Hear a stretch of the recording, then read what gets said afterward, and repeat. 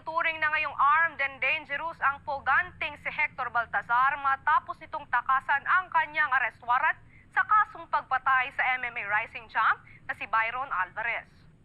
Fake news naman to.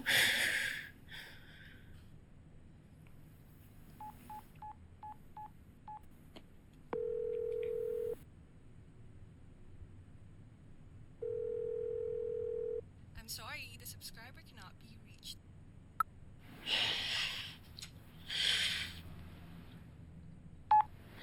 Pa, I've seen the news.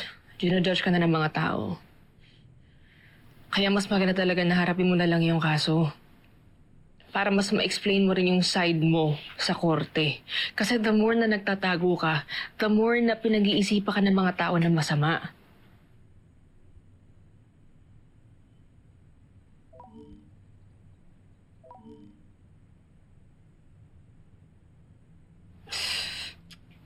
Offline.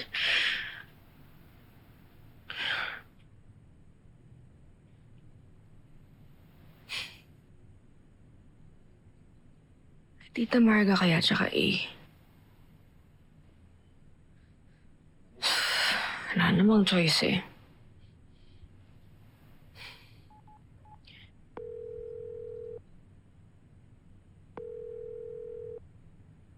Yes? Bakit ka napatawag?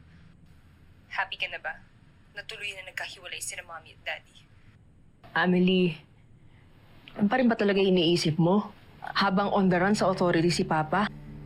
Tell him to answer my call or text me para mabawasan ang inis ko sa'yo.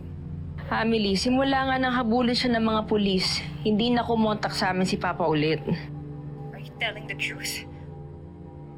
Baka naman nagkukunyuri ka lang. Baka naman magkasama sila Dad at Tita Leona. Hindi ko nga alam kung nasan si Papa, okay? Wala nga siya dito. Where could he be? Hindi ko nga alam. Okay, nag-aalala na ako kanina pa. Kaya kung sakali makontak mo siya, please let me know. Oh, sige, but can you also do the same for me? Amelie, alam ko yung sakit. Parang lagi mong kailangan malimos ng oras tsaka ng pagmamahal. Pero huwag kang mag-alala kasi di ko naman gagawin sa'yo yun eh. Tsaka kahit naman hindi tayo magkasundo eh. The fact remains that we have the same dad that we both love.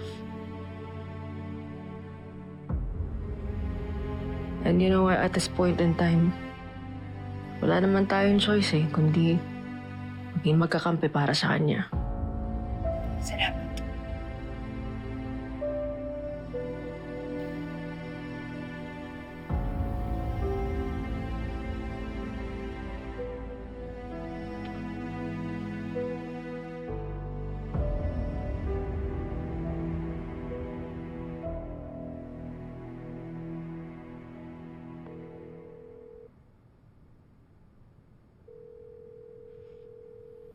Ro, ito ka ba? Ro, delikado itong ginagawa mo. Huwag ka munang makipag-usap kahit kanino. Baka pati ako madamay.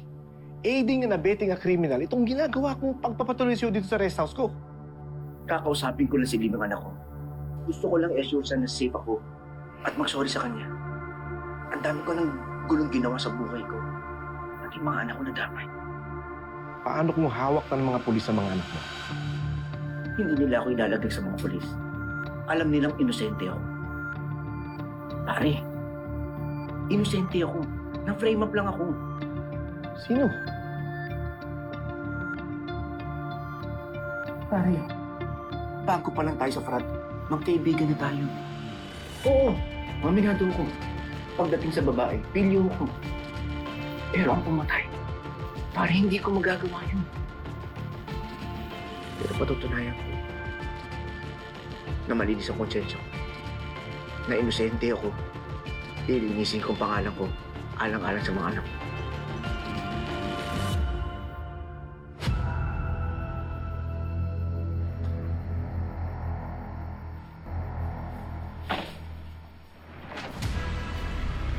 Ininit niyo si Daddy para bigyan ng pera? This is my chance to meet Dad at kumbinsihin siyang sumuko.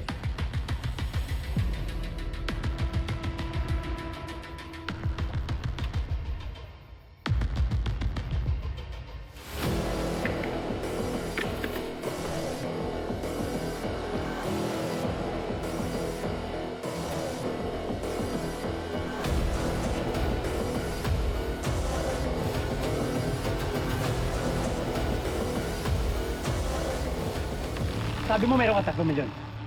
Bakit ito lang? Wala pa to sa kalahati ng hinihingi ko. Jigger, hindi madali i-raise ang halagang hinihingi mo sa akin in a short time. Palusot pa. Buti pa, pasabugin ko yung baho mo. Na ikaw ang nag-frame up sa asawa mo sa isang krimen ikaw mismo gumawa. Isang pindot lang dito. Boom! Ayoko magkasamaan tayo ng loob. Kaya nakipag-deal ako sa'yo ng maayos. Yan lang talagang perang kaya ko. Take it, so we can live in peace. Live in peace? Ibigay mo ng buo yung pera ko kung ayaw mo mag-rest in peace. Ano? Ilalabas mo ba yung pera ko? O ubusin ko bala nito sa'yo? Ano? Tutulala ka na lang ba? O kikilos ka para buuin mo yung kulang mo? Yung mga mayayaman, kaya nyo kung sino kayo? Makapanlait kayo? Makapangtapak ng mga mahihirap? Kala mo Diyos kayo? Ano? Nasaan na tapang mo ngayon? Nasaan na ang pera ko? Kung anong ibigay ko sa'yo, makontento ka. Huwag mo kong didiktahan! Ano? Ah! Oh my God! Oh my God! Oh my God!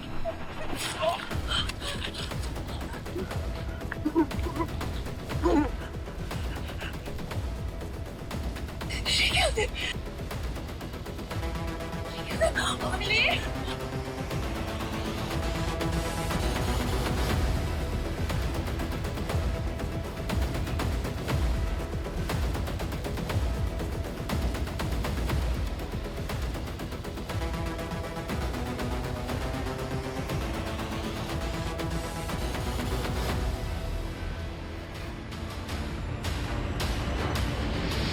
Kausapin mo yung inspektor sa kaso ko.